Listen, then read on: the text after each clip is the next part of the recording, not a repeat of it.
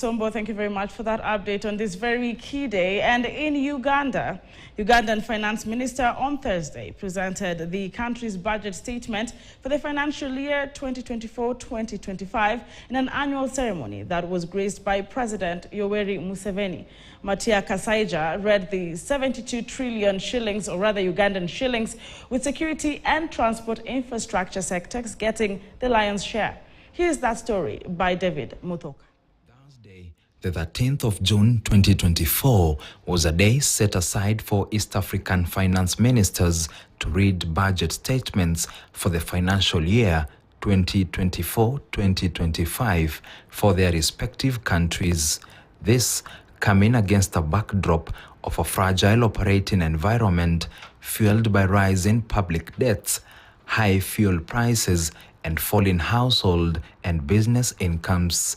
The men and women in charge of the National Treasury in Kenya, Uganda, Tanzania, and Rwanda all used the day to outline the budgetary allocations for the 2024-2025 fiscal year.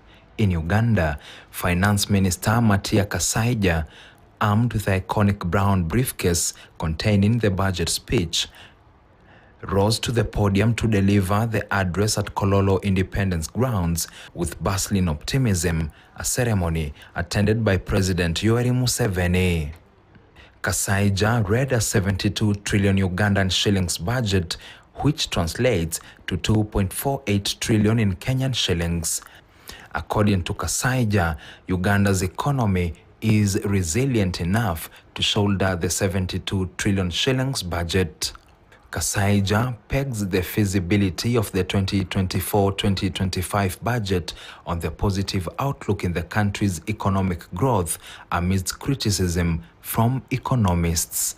The Ugandan taxman, URA, has been taxed with the collection of 29.366 trillion shillings to finance the budget, which is already seated on a 1.9 trillion shortfall.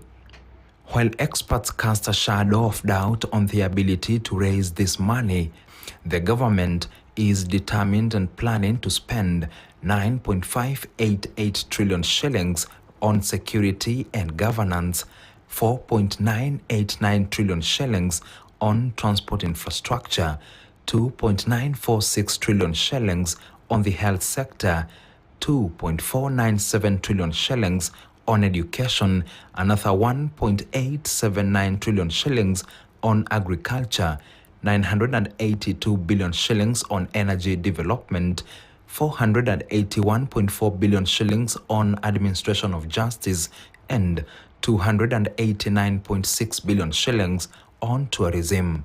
The Treasury also hopes that the country raises more revenues as the total debt is peeping into 100 trillion shillings.